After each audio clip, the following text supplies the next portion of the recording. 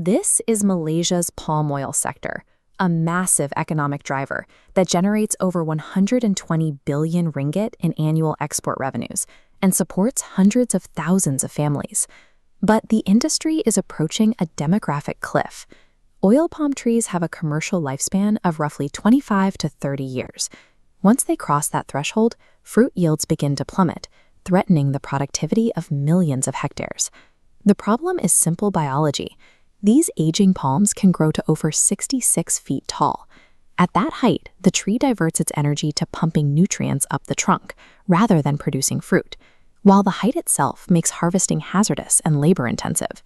This decline hits 450,000 independent smallholders the hardest.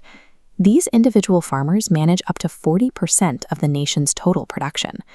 With a foundational segment of the economy locked inside these aging assets, Malaysia needs an estimated $3 billion to clear and replant the land.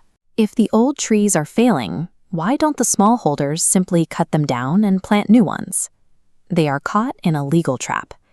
Global sustainability mandates like the MSPO and the European Union's deforestation regulation have made traditional, low-cost clearing methods like slash and burn totally illegal. There is also a biological risk. Leaving felled trunks to rot in the field, as seen here, provides a breeding ground for a rhinoceros beetle and Ganoderma disease, both of which can destroy a new crop before it matures. Most importantly, planting a new sapling triggers an income dead zone. It takes 3 to 7 years before a new palm produces meaningful revenue, leaving the farmer with no way to pay bills or feed their family in the interim. This financial paralysis has slowed Malaysia's national replanting rate to just 2%. Meanwhile, competitors like Indonesia are managing their replanting phases more aggressively. Farmers aren't delaying this process because they want to. They are waiting because the current system provides no bridge across that 7-year income gap. The Eco-Ladang Sovereign Biomass and Microfarming Initiative, or EMAF, is designed to unblock this system by removing the friction for the individual farmer. It begins with extraction. A zero-emission fleet of electric excavators is deployed to safely and legally clear the land, ensuring the process remains fully compliant with international environmental standards. These electric Tesla semis haul the biomass to a centralized hub.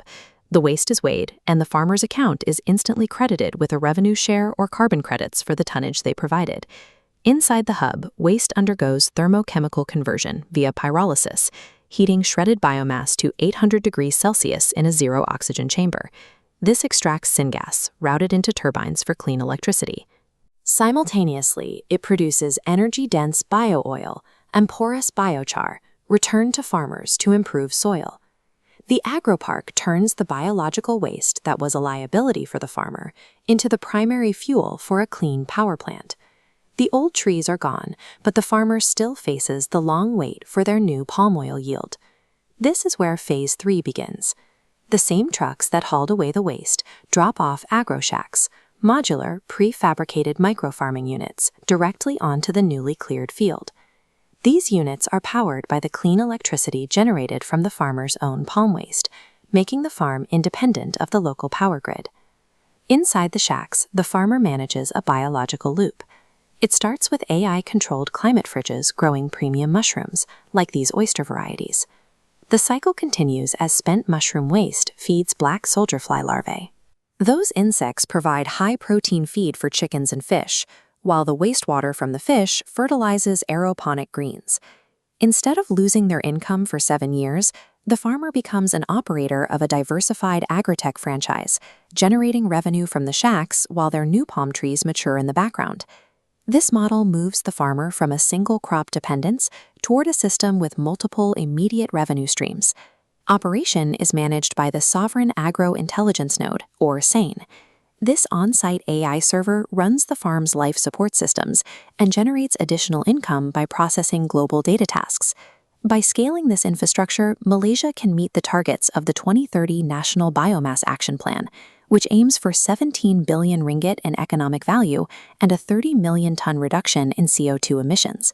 This zero-burn approach ensures the industry meets international standards, defending Malaysia's access to the most restrictive global markets. By integrating waste processing with decentralized food systems, Malaysia is overcoming the $3 billion replanting crisis and securing its economic sovereignty in the global palm oil market.